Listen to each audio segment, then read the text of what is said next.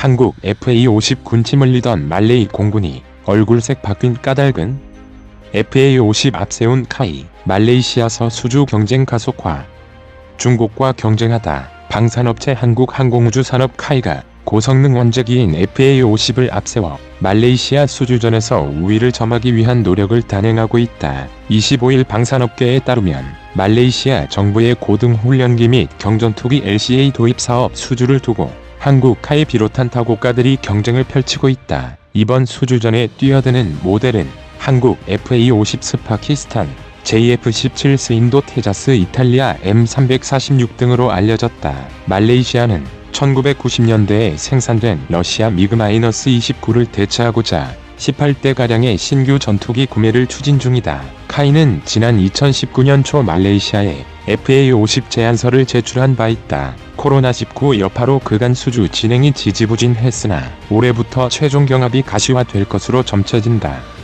FA50은 길이 13.14m, 높이 4.94m 재원으로 제작됐으며 최고 속도 마하 1.5 시속, 약 1900km, 최대 항속거리 2592km의 성능을 갖췄다. 또한 야간 투시장치 NVIS 등 최첨단 장비 등이 탑재돼 야간 환경에 관계없이 임무를 수행할 수 있으며 디지털 방식의 비행 제어 기능, 20mm 기관포, 공대공 미사일, 공대지 미사일 등을 갖춰 임무 수행 능력이 뛰어난 것으로 알려져 있다. 카이는 현재 말레이시아 외에도 태국 등의 FA50 수출을 추진하고 이에 아울러 캄보디아, 인도네시아에도 KUH 초도, 물량 등의 수출을 적극 타개하고 있다. 특히 카이는 올해 코로나19 영향에서 조금씩 벗어남에 따라 완제기 수출의 호재를 기대하고 있다.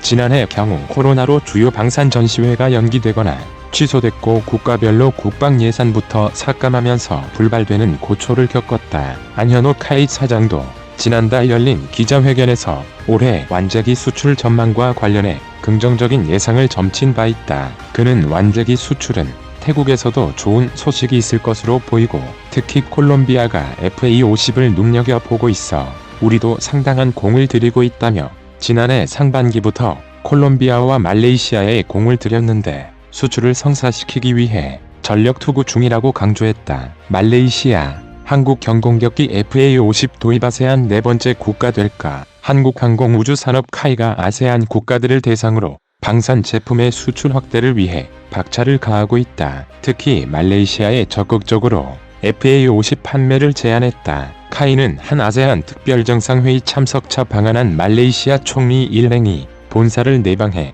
항공기 생산 현장을 시찰했다고 25일 밝혔다. 마하티르 빈 모하마드 말레이시아 총리는 경공격기 FA50, 기본훈련기 KT-1, 수리온 헬기 KUH-1 등을 중점적으로 살펴봤다. 그는 생산시설을 직접 보니 더욱 신뢰가 간다며 협력관계를 지속적으로 이어가길 바란다고 말했다. 말레이시아 공군은 현재 차기 고등훈련기, 경전투기 LCA 도입 사업을 추진 중이다. 카이는 경공격기 FA50을 제안했다. FA50은 높은 가동률을 기반으로 한국 공군에게 성능을 인정받은 경공격기다. 말레이시아가 FA50 항공기를 선정하면 아세안 10국 중 인도네시아, 필리핀, 태국에 이어 네 번째 국가가 된다. 카이는 이날부터 사흘간 부산에서 진행되는 한 아세안 특별정상회의에 참석한 아세안 정상들을 대상으로 김해공항 제5공중기동비행단의 FA50, KT-1, KUH-1을 전시하고 있다.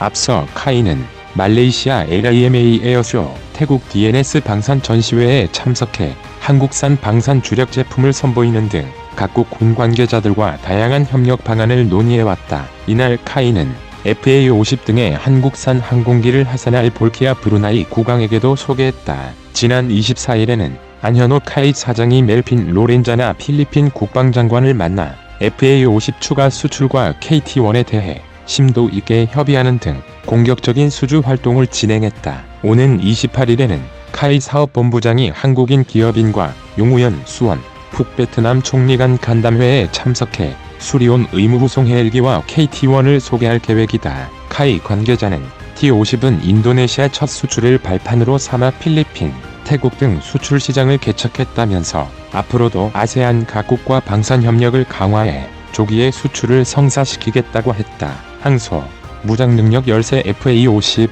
성능 개선 필요하지만 공군이 국산 경공격기인 FA-50의 우수성을 홍보하고 있지만 정작 현장의 임무 조종사들은 성능의 제약을 아쉬워한다.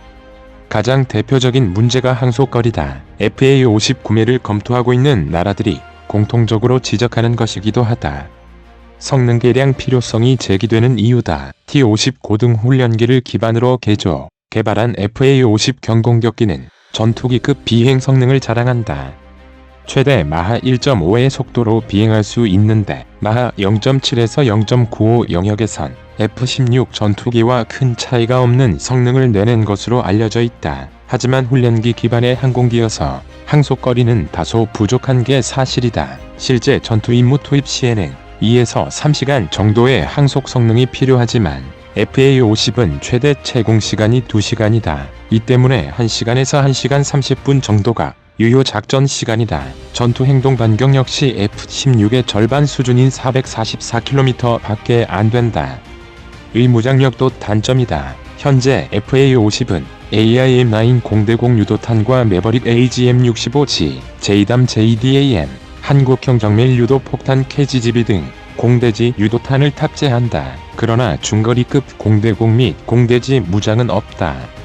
수출 시장에서 경쟁 기종들에 밀리는 이유다. FA-50 제조사인 한국항공우주산업 카이는 FA-50의 공중급유 능력을 갖추는 방안을 고민하고 있다. 미 해군과 유럽 공군에 채택하고 있는 프로브 공중급유 방식을 우선 고려하고 있다. 악천후 상황에서 복수의 항공기에 동시 급유가 가능하고 소형기 급유에 용이하기 때문이다.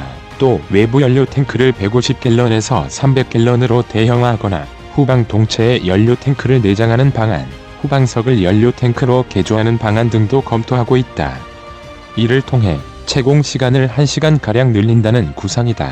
무장 역시 방공무기 사거리 밖에서 목표물을 공격할 수 있는 증거리 정밀유도 무장 능력 등을 확보한다는 계획이다. 이 같은 FA-50의 성능 개량은 수출 증대에 긍정적인 영향을 미칠 수 있다. 해외 경쟁 기종들의 긴 항속거리와 레이저 유도 무기를 탑재할 수 있는 상황에서 성능 열세를 극복할 수 있을 것으로 기대되기 때문이다. 실제로 경제력이 열악한 국가들이 FA-50을 주력 전투기로 활용하기 위해 고성능 미사일 장착 등의 성능 개선을 요구하고 있는 것으로 알려졌다.